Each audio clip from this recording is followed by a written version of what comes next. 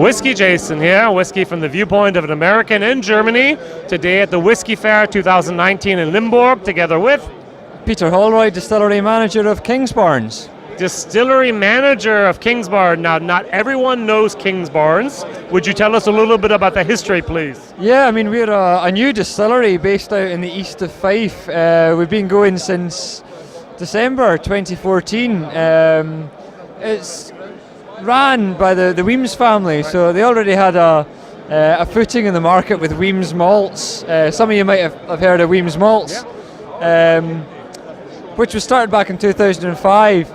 But so that's more than a decade worth of experience before starting the distillery at Kingsbarns, and I joined 5 years ago myself.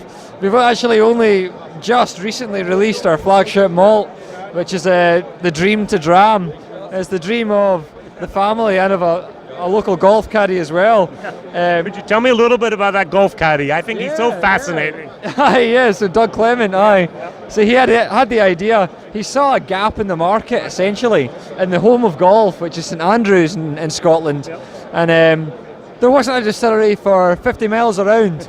All these rich people, Americans and so on, came, hey, take me to distillery. He's like, well, it's about an hour away, if not even further. He's like, no, I just want something really close by. And he said, let's do it, An audience that wanted to visit a distillery, exactly, yeah, that's it. So having seen that there was an opportunity there, and the Weems family were of the same mind, they wanted their own distillery. They were bottling... Oh, he gets to actually sign the bottle here. Very, very nice. Why not? That's important here. Good job. Cheers. So they were bottling whiskies, and they wanted to make something for themselves. Like you can say, this is a product from Fife. The Weems family is an ancient family from Fife as well. And I say anything they touch turns into something almost gold. It's they do it 110% at least. They employ the right people. Yeah. Well, looky here. Yeah. I mean, it's to get their hands on good casks. The Scotch whisky industry is very friendly, so everybody knows everyone else, and it's quite convivial. It's quite, there's a lot of trust and a lot of. I don't know any other industry where your competitor will help you out to the same extent that they will in Scotch whisky. But essentially, what we wanted to do was to produce a very fragrant, light, fruity style of spirit. Something that had, you could say, lowland style character, but we wanted something that was fast maturing, something that had a lot of fruit in it, something that carried a lot of distillery character. Pair that with casks to make it into a balanced whiskey. Could you mention something about Jim Swan and STR? Exactly, yeah. So Jim Swan, before he passed away, unfortunately, a couple of years ago, he was involved in the project. So through Jim, he said, you guys need to be using 2 strains of yeast. So we used the 2 strains of yeast, and both of them impart a different flavour characteristic to the whiskey. Are they bottled separately or together? No, together. We do fermentation, and the same fermentations in the washback. It's 50-50. Oh, okay. So I didn't know that either. I learned something great. Half anchor yeast, half fermentus yeast. And so every single aspect of the production process is sort of geared towards hitting this fruity style, this really fragrant, sort of elegant style of new make spirit before we even get to talking about maturation.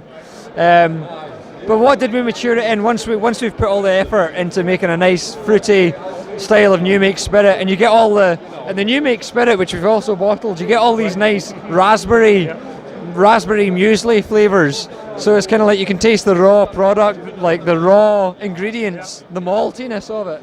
And STR, what does that stand for? Shaved toasted recharred. So 10% of what goes into the Dream to Dram is a shaved toasted recharred casks. So these are ex-red wine, Portuguese red wine. We've taken the casks, shaved and toasted them, so you've got a new active layer of carbon. And the spirit you get out of there is like really rich. It's really sort of, it's like plum wine almost. Plum, exactly. That was exactly the flavor. Quite dry as well. So you don't want to use a big proportion of that because it would kind of drown out the distillery character. So we've only used 10% in our flagship malt. The other 90% is first fill bourbon casks. That's going to give you a great caliber of maturation. All the vanilla, all the sort of creamy custard characteristics that rounds off a new make spirit beautifully.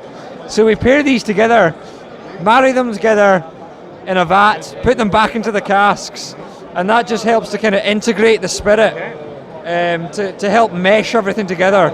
And then what we end up with is an unchill filtered 46% natural colour lowland single malt whiskey. Single malt, and I mean it holds its own. This is a young whiskey, but it wears its youth quite well, I think. Is it double or triple distilled?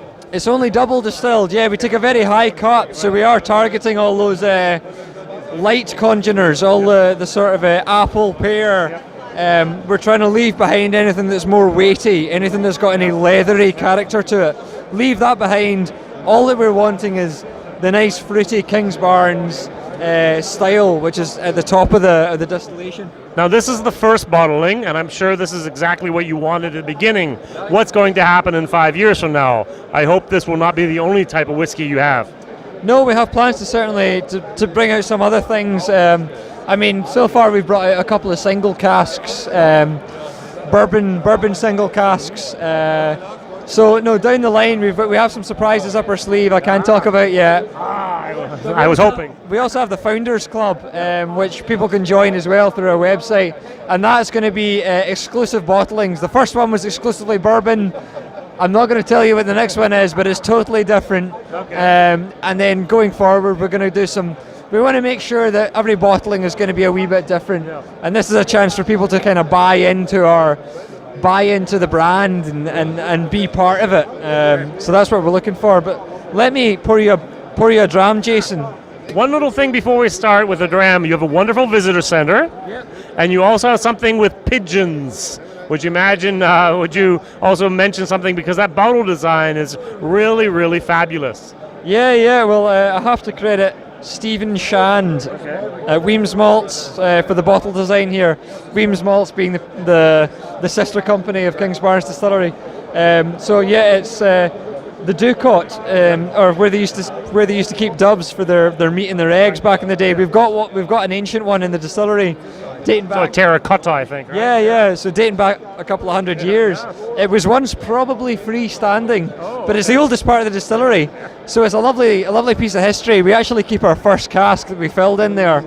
And the bottle design kind of echoes that as well. You've got all the dovecot boxes in here. So all those boxes that you see, that's trying to echo the design of an old Ducot.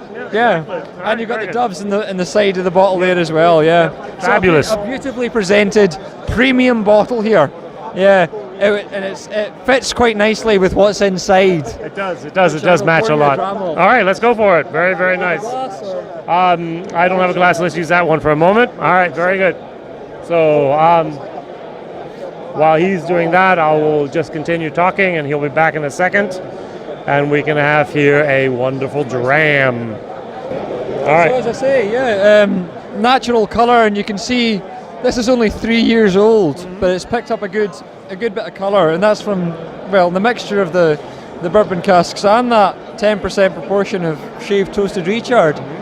But on the nose, what are you getting there?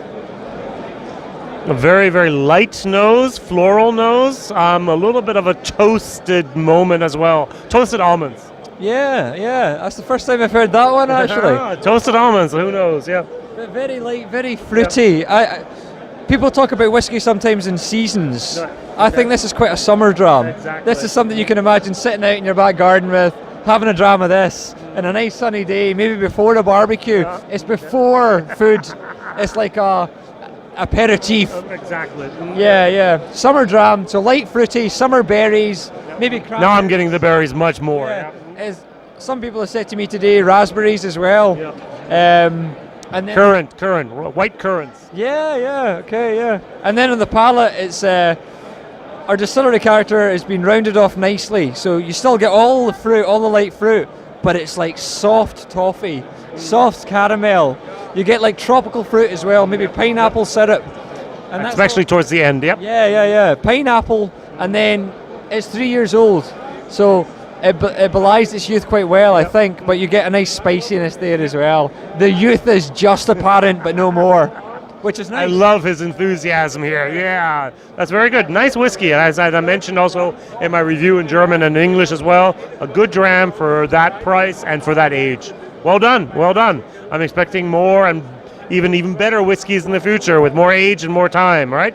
Indeed, I look forward to seeing you here again next year. All right, WhiskyJason here. Whiskey from the viewpoint of an American, together with Kingsbarns Distillery, Peter Holroyd.